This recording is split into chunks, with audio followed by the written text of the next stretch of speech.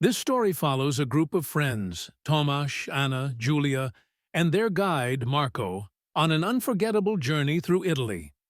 Their adventure begins in Florence and takes them to some of the most iconic and beautiful cities in the country.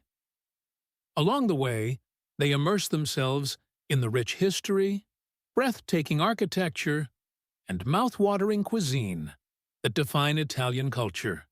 Each chapter explores a new city, revealing its unique charm and secrets, from the grandeur of ancient Rome to the romantic canals of Venice and beyond. Through their travels, the friends not only discover the treasures of Italy, but also deepen their bond, creating memories that will last a lifetime.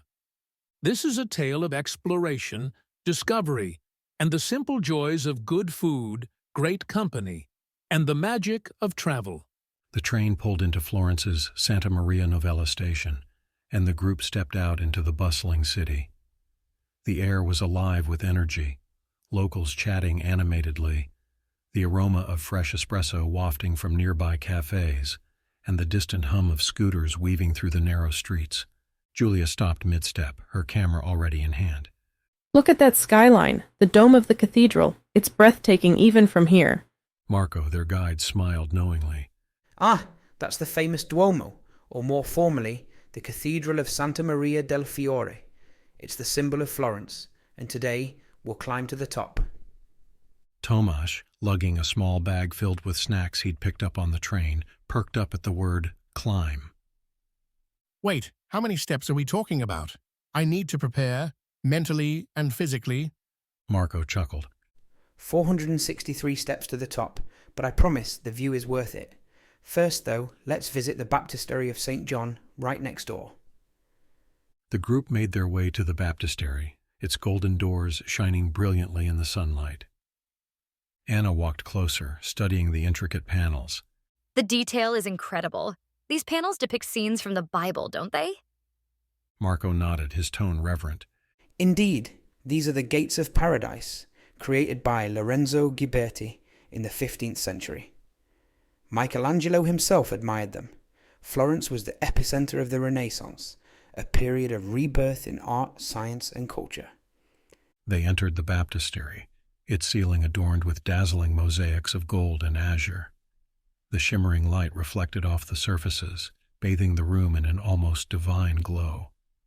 Julia was busy capturing every angle, while Anna gazed upward, lost in thought. You can feel the history here. It's like stepping back in time. Tomasz, however, was more focused on the present. All this admiration is making me hungry again. Do they sell snacks near the Duomo? Marco, ever patient, guided them to a nearby cafe. Before we climb, let's have a quick Florentine snack. Try a piece of sciacciata.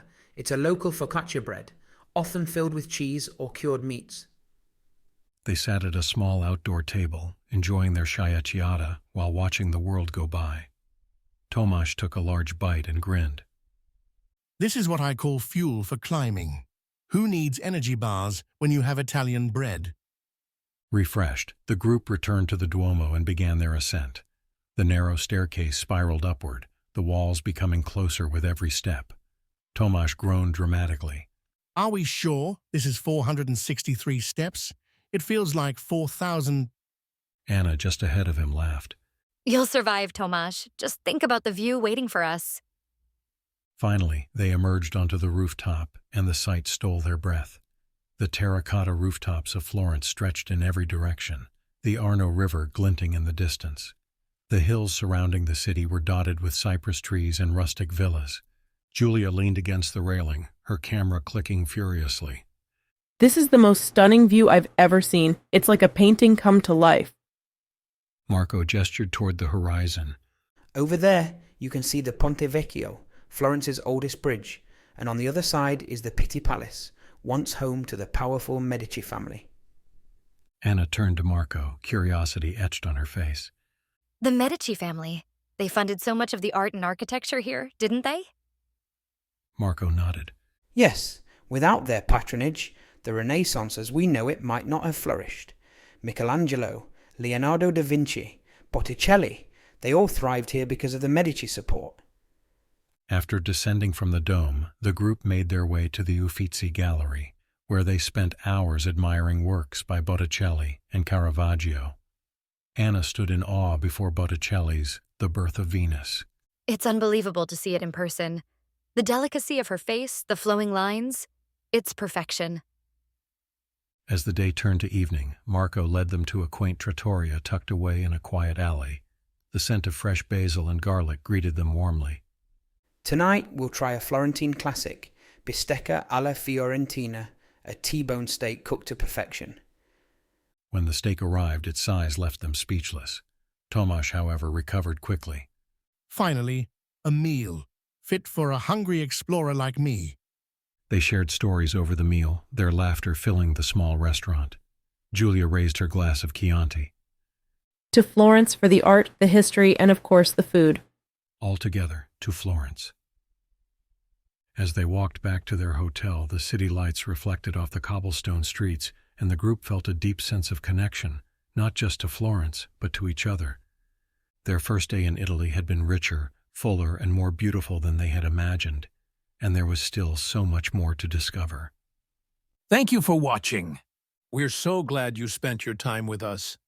If you enjoyed the video, don't forget to give it a thumbs up.